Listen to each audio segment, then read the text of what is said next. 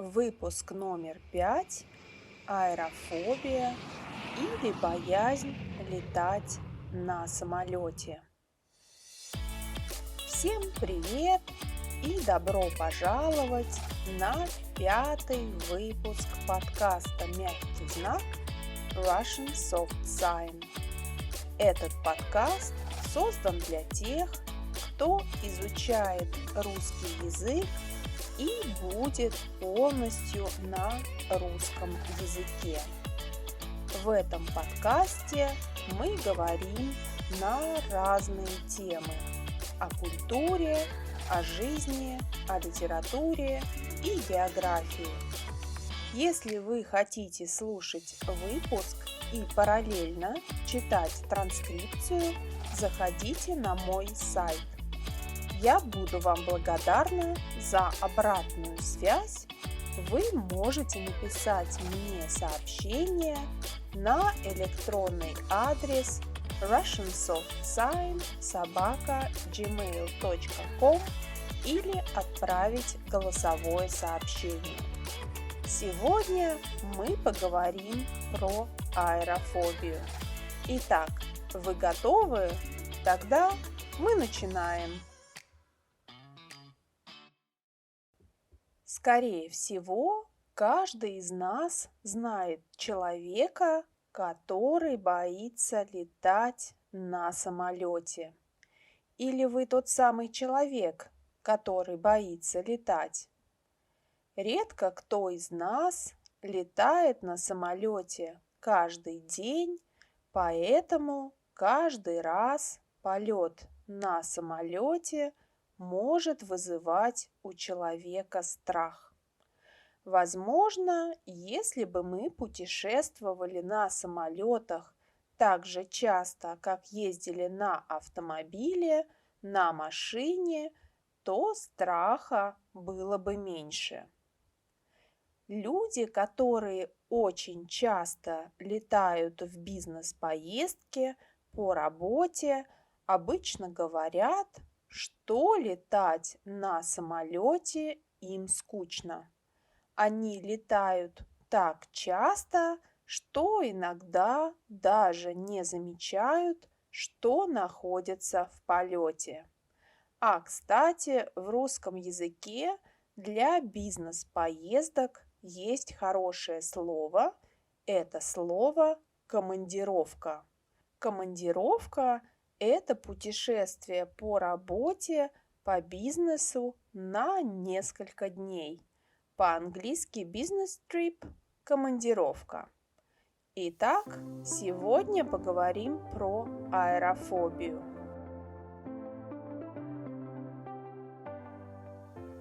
Что такое аэрофобия?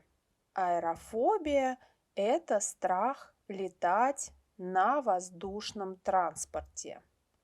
При аэрофобии человек чувствует иррациональный страх и панику, так как боится сидеть в самолете, который летит в небе. По статистике, аэрофобией страдает 1 человек из 10. Аэрофобия иногда появляется на фоне еще одной фобии – клаустрофобии. Клаустрофобия – это боязнь замкнутых пространств, например, в лифте, в метро или в маленькой комнате без окон, без дверей можно почувствовать клаустрофобию. Давайте послушаем стандартное объявление в самолете, когда он взлетает. Взлет – это процесс, когда самолет только-только начинает подниматься от земли в воздух. Дамы и господа, наш самолет готов к взлету. Просим вас убедиться, что все электронные устройства переведены в авиарежим и выключены. Ремень безопасности застегнут. Спинка кресла в вертикальном положении. Столик убран. Желаем приятного полета. Какие причины развития у человека аэрофобии? Чаще всего аэрофобией страдают люди, у которых богатая фантазия. Они рисуют, визуализируют у себя в голове страшные ситуации, которые не связаны с реальностью. Например, представляют, что самолет столкнется с ракетой или с птицей, или они станут заложниками террористов. Но помимо богатой фантазии существуют и объективные факторы, которые могут спровоцировать аэрофобию. Ну, во-первых, новости о катастрофах и трагедиях периодически появляются в средствах массовой информации. Например, в интернете, по радио или по телевизору. Когда человек видит сюжет об авиакатастрофе по телевизору или читает об этом в газете, или слышит от друзей, то у человека появляется страх. Но на самом деле одна из причин, по которой такие аварии или катастрофы привлекают много внимания СМИ, потому что они случаются очень редко. Еще одна распространенная причина – негативные ситуации в прошлом. Например, плохие погодные условия или сильная турбулентность или какие-то экстренные ситуации. Даже небольшая стрессовая ситуация может надолго остаться в голове у человека, из-за чего он будет испытывать страх и дискомфорт. Есть еще и внутренние факторы, которые повышают развитие аэрофобии. Например, если человек испытывает стресс или депрессию или панические атаки.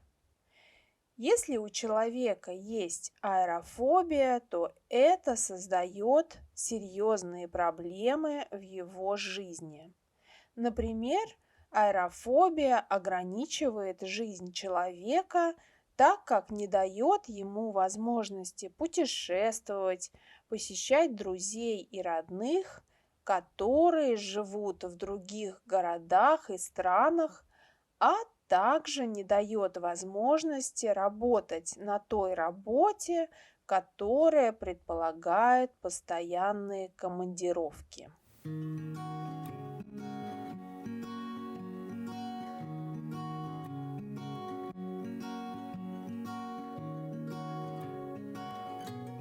Какие известные люди говорили о том, что страдают аэрофобией и боятся летать? Как это повлияло на их карьеру, на их жизнь? Таких людей довольно много. Некоторые актеры и актрисы страдают аэрофобией. И понятно, что когда тебе страшно, совершенно не важно, каким классом лететь. Эконом-классом, бизнес-классом, первым классом или частным самолетом. Некоторым людям боязнь летать стоила карьеры. Так, например, есть одна история одного нидерландского футболиста, которого зовут Деннис Бергкамп.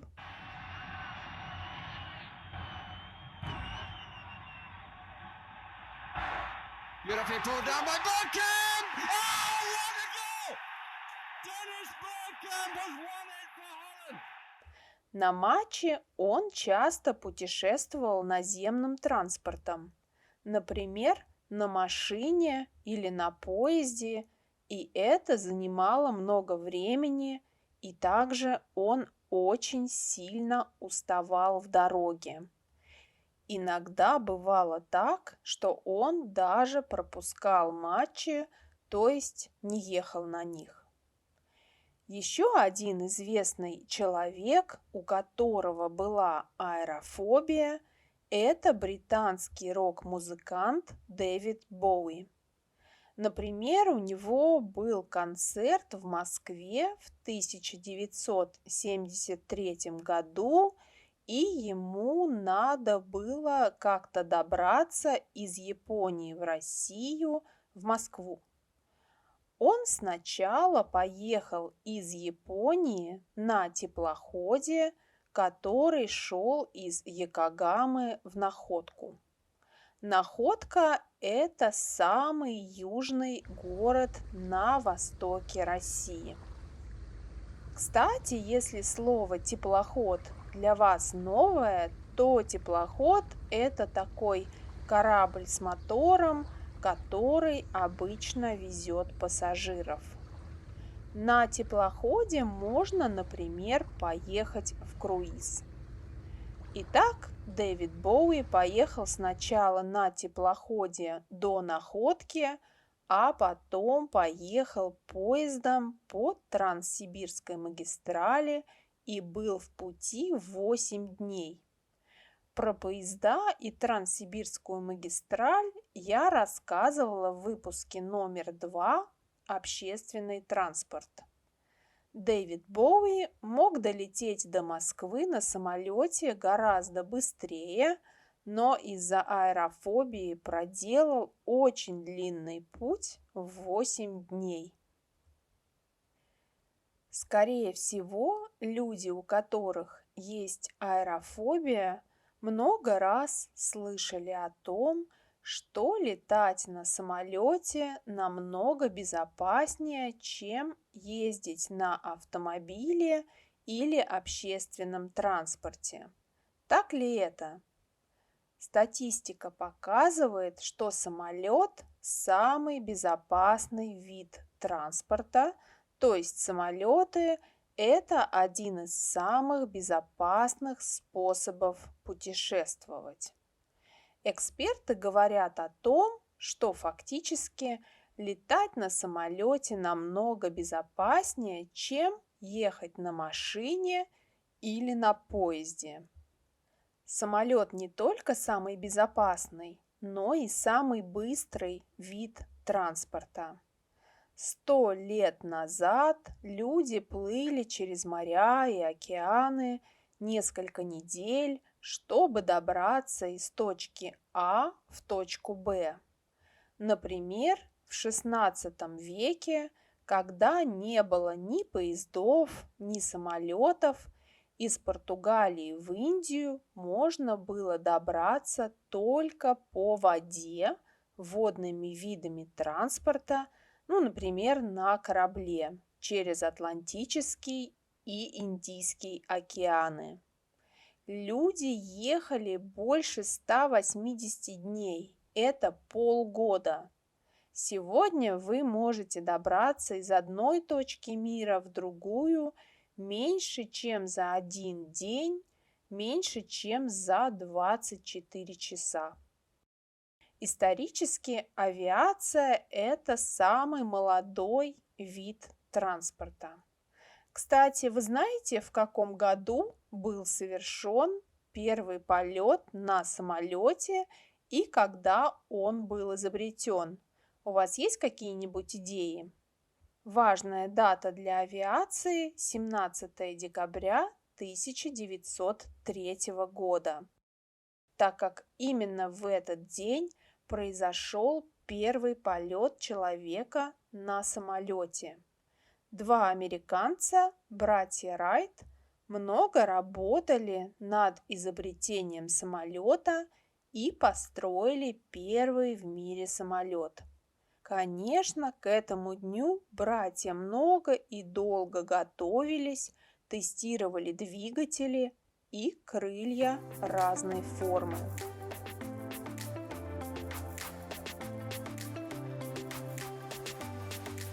Какие советы дают тем, у кого есть аэрофобия? Как преодолеть страх? Во-первых, есть специальные школы для аэрофобов. Там рассказывают, как о самолетах, так и дают теорию, а потом проводится полет на симуляторе. Также есть и реальные полеты с инструктором. Что делать в самолете, если вы боитесь летать, но уже находитесь в самолете и чувствуете дискомфорт? Эксперты советуют нам воспользоваться следующими техниками и советами. Первый совет – сконцентрироваться на позитивном сценарии. Например, подумать о том, что мы летим куда-то, чтобы посетить новые города и страны, чтобы посетить новые достопримечательности, поехать на экскурсию, чтобы узнать много нового. Можно представить, сколько интересного ждет впереди. Знакомство с новыми людьми, новый опыт, новые впечатления, успешная реализация проекта. Если вы сидите у окна, при полете над облаками можно полюбоваться красивыми пейзажами, потому что не так часто удается увидеть планету с высоты птичьего полета. А с высоты птичьего полета это такое выражение, которое означает видеть что-то с высоты сверху. Совет номер 2 – отвлечься и направить фокус на приятные вещи. Можно вставить в уши наушники, включить любимый плейлист и послушать приятную музыку. Это поможет почувствовать спокойствие. А слушая любимый трек, легче визуализировать свое путешествие. В самолете, особенно если мы летим куда-то далеко и полет будет долгим, можно найти много других развлечений. Например, можно посмотреть какой-нибудь фильм, поиграть в игру на смартфоне. Можно почитать журнал или любимую книгу. Совет номер 3. Практиковать дыхание. Можно глубоко подышать, сделать глубокий вдох, а затем медленный выдох. Это поможет успокоиться. Номер 4. Знакомство с интересными людьми. Хорошая компания поможет преодолеть страх. Идеально летать вместе с родными и друзьями, чтобы чувствовать спокойствие и поддержку. Можно познакомиться с интересными людьми и с соседом, например, с попутчиком в самолете. Во время общения и за разговорами время пролетит быстро. Можно поговорить с персоналом на борту, со стюардессами или стюардами. Иногда, чтобы успокоиться, я смотрю на стюардесс, так как они часто улыбаются. Если стюардесса улыбается, значит все хорошо. И последний совет, совет номер 5, это физическая активность.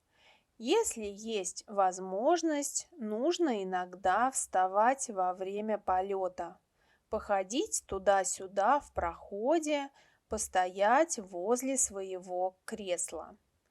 Физическая активность снижает концентрацию на стрессовых ситуациях.